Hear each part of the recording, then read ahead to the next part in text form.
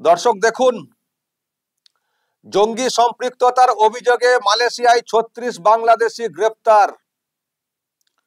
কোথায় বাংলাদেশ আর কোথায় মালয়েশিয়া?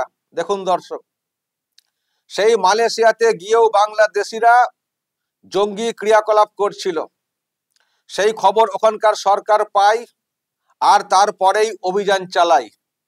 সেই অভিযান চালিয়ে এখনো পর্যন্ত ৩৬ জনকে গ্রেপ্তার করেছে, এমনটাই বলা হচ্ছে। প্রিয় দর্শক, আমি শফিকুল ইসলাম এবং আপনারা দেখছেন আরামবাগ টিভি।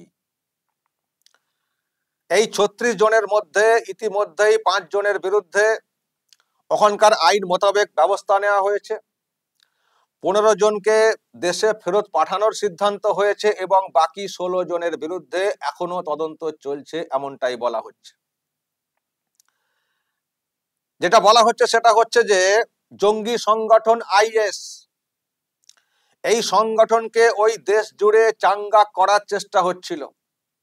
শাখা প্রশাখা খুলে লোকজনদেরকে জয়েন করিয়ে ওখানে বিস্তার ঘটানোর চেষ্টা হচ্ছিল। কিন্তু ওই যে দেশ মালয়েশিয়া, যেখানে ৬৫% মুসলিম সম্প্রদায়ের বসবাস, বুঝতে পারছেন, মুসলিম অধ্যুষিত একটা দেশ, কিন্তু মুসলিম অধ্যুষিত একটা দেশ হলেও বাংলাদেশ যে মানসিকতার, ওই মানসিকতা ওখানকার মানুষের নেই বা ওখানকার সরকারের নেই। তারা এই সব উগ্রতা, অতি ধার্মিক হওয়ার যে ব্যাপার স্যাপার, এই সবকে মান্যতা দেয় না বা এগুলোকে আমল দেয় না। এই সবের বিরুদ্ধে তারা কিন্তু কঠোর কঠোর।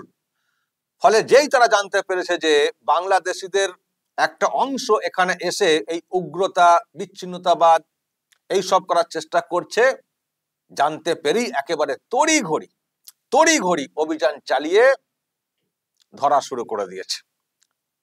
এবং যেটা বলা হচ্ছে যে আমরা কিন্তু এর জড় একেবারে উপরে ছাড়বো, এখানে কোনো লিঙ্ক, কোনো সামান্য অংশ আমরা কিন্তু এখানে থাকতে দেব না। আমরা এইসব জঙ্গি ক্রিয়াকলাপ, উগ্রতা, এসব আমরা পছন্দ করি না, এগুলোকে আমরা আমল দেব না, পরিষ্কার কিন্তু ওখানকার সরকার বলে দিয়েছে।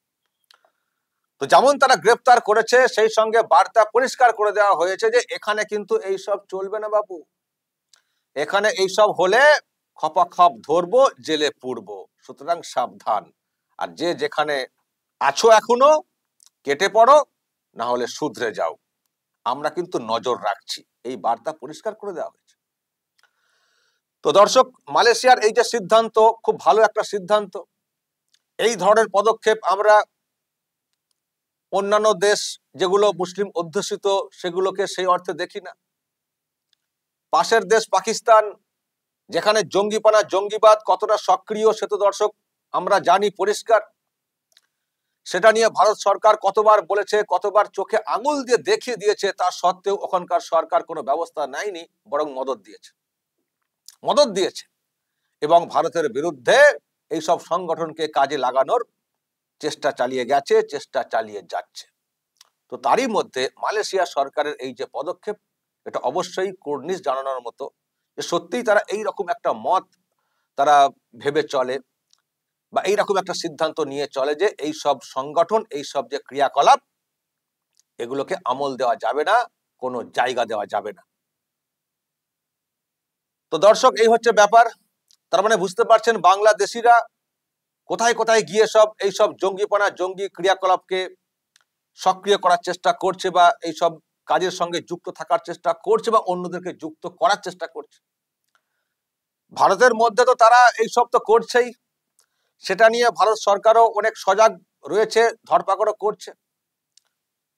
তবে এখানে অন্য সমস্যাও রয়েছে। কেন্দ্রীয় সরকার যখন এই চেষ্টা করছে বা আশপাশের আরো অন্যান্য রাজ্য যখন এই চেষ্টা করছে যে বাংলাদেশ থেকে যারা এসে এখানে এই ধরনের ক্রিয়াকলাপ করার চেষ্টা করছে তাদেরকে ধরতে হবে এবং তাদের বিরুদ্ধে ব্যবস্থা নিতে হবে, তখন এই বাংলার সরকার সেটা করছে না। ফলে দিল্লি থেকে তাড়ানো হলেও বা অন্যান্য রাজ্য থেকে তাড়ানো হলেও কোথাও যেন এখানে এসে সব আশ্রয় নিয়ে নিচ্ছে। যাদেরকে ওখান থেকে একেবারে প্যাকেট করে পুশব্যাক করানো হচ্ছে তাদেরকে তো ওই দেশে ফেরত পাঠিয়ে দেওয়া হচ্ছে। কিন্তু যখন এইসব চলছে, যেটা খবর দর্শক অনেকেই ভয়ে পশ্চিমবঙ্গে চলে আসছে, মানে গুজরাট থেকে, রাজস্থান থেকে, অন্যান্য রাজ্য থেকে, দিল্লি থেকে, যেহেতু ওখানে অভিযান চলছে, ফলে ধরা মানে হতে পারে যে কোনো সময়। তো সেই আশঙ্কাতে অনেকে নাকি সব চলে আসছেন এখানে পশ্চিমবঙ্গে, যে এখানে এলে মোটামুটি নিরাপদ, এখানকার পুলিশ তো এসব করবে না, আর দিদিমণি আছেন, নো চিন্তা। তো ফলে যেটা হচ্ছে যে কেন্দ্রীয় সরকার বা অন্যান্য রাজ্যের সরকার হয়তো চেষ্টা করছে এই দেশকেও জঙ্গি মুক্ত করতে, কিন্তু যতদিন এই সরকারটা এই বাংলায় থাকবে আমার মনে হয় না সেটাকে পুরোপুরি মুক্ত করা যাবে বলে। এবং দেখছেন যখন ধরপাকড় চলছে অন্যান্য রাজ্যে, বাংলাদেশি সন্দেহে এখানকার দিদিমণি চিৎকার করতে শুরু করে দিচ্ছেন যে বাংলা ভাষাতে কথা বললেই ধরা হচ্ছে, বাংলা ভাষাতে কথা বললেই ধরা হচ্ছে।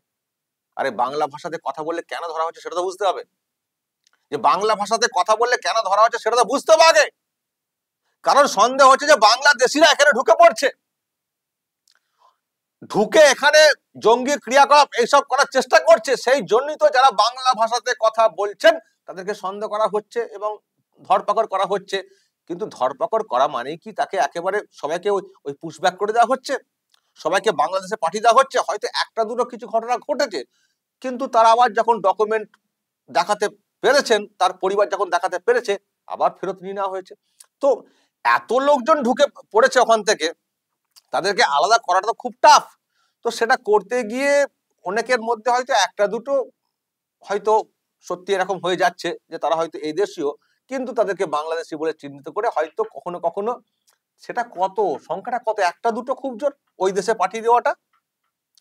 কিন্তু তার জন্য যে অভিযানটা চালাচ্ছে ভারত, সেটাকে পুরোপুরি স্টপ করে দেবেন এটা বলে যে বাংলাদেশি মানিকেরা ধরা হচ্ছে, কোনো মানে বাংলায় কথা বললে কারা ধরা হচ্ছে? তার মানে যা বলছেন যে বাংলাতে কথা বললে তার মানে কাউকে ধরা হবে না, এটা বললে তো হবে না। যারা বাংলাদেশি তারাও তো বাংলাতে কথা বলেন। ফলে যে কাজটা কেন্দ্রীয় সরকার বা অন্যান্য রাজ্যের সরকার করছে, তাদেরকে করতে দেওয়াটা উচিত। বরং আপনি বলতে পারেন যে যে অভিযানটা চালানো হচ্ছে বাংলা ভাষাতে যারা কথা বলছেন তাদের বিষয়ে, সেগুলোকে একটু খতিয়ে দেখুন, দেখে সিদ্ধান্ত নেবেন।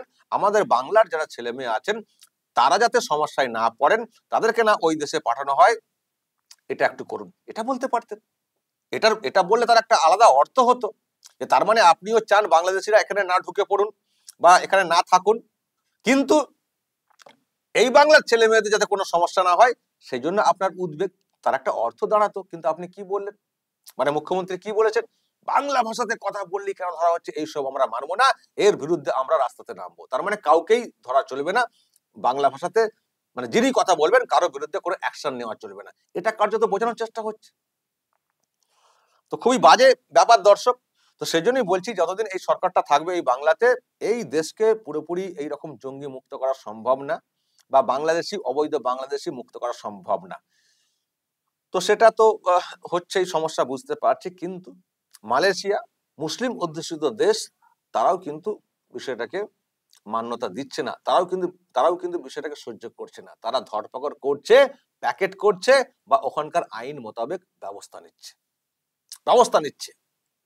আর সেই সঙ্গে যেটা বলতে চাই, যারা বাংলাদেশি আছেন তাদের উদ্দেশ্যে, কি হচ্ছে, ওখানে গিয়েও পড়েছেন মালয়েশিয়াতে সব, মানে ওই সেল খোলা জঙ্গি সেল খোলা, মানে বিশ্বকে কি শান্তিতে রাখতে দেবেন না নাকি, রাখতে দেবেন না?